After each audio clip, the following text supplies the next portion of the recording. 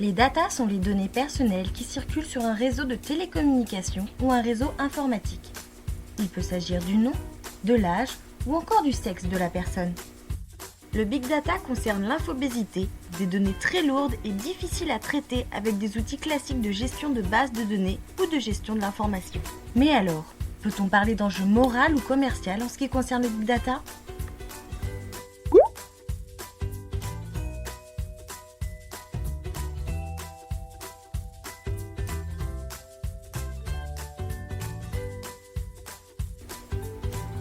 Mais l'enjeu commercial, c'est quoi ? Et si nos données rapportaient de l'argent sans que l'on se rende compte ? Imaginons, vous entrez dans un magasin de vêtements, vous achetez un article et l'on vous demande si vous souhaitez la carte de fidélité. Lorsqu'on vous demande des informations comme votre adresse mail par exemple, vous venez enrichir des bases de données qui leur profiteront. Sommes-nous en train de leur donner gratuitement ce qui façonne notre identité ? Les informations récoltées dans leur base de données vont alors produire des bénéfices.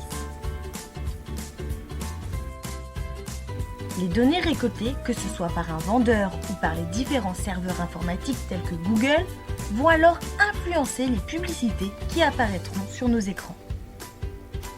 Les multinationales n'en seraient-elles pas plus alors sur nos goûts, nos envies que nous-mêmes ? Et l'enjeu moral dans tout ça ? Est-ce éthique d'investir dans nos vies privées ? Pour reprendre l'exemple d'une caisse dans un grand magasin, y a-t-il moyen d'empêcher que les grandes enseignes accèdent à nos données ? Oui, grâce au CNIL.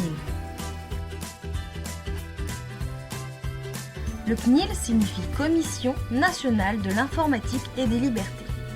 Cette commission a pour but de veiller à ce que le citoyen soit protégé et que l'informatique ne porte pas atteinte à son identité, à sa vie privée et à ses libertés individuelles et publiques.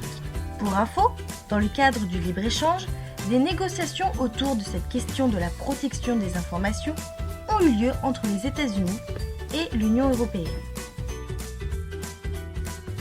En effet, les grands groupes américains souhaitent que les règles de protection des données soient allégées en Europe, car cette législation est un frein à leur activité commerciale.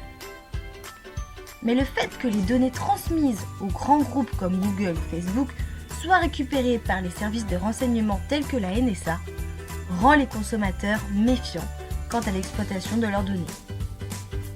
Cette méfiance n'est pas anodine. Elle vient en partie des révélations qu'a pu faire Edward Snowden concernant les récupérations des données par la NSA. Beaucoup de questions restent encore en suspens. Est-ce qu'il ne serait pas plus équitable d'envisager une rétribution pour les contributeurs ?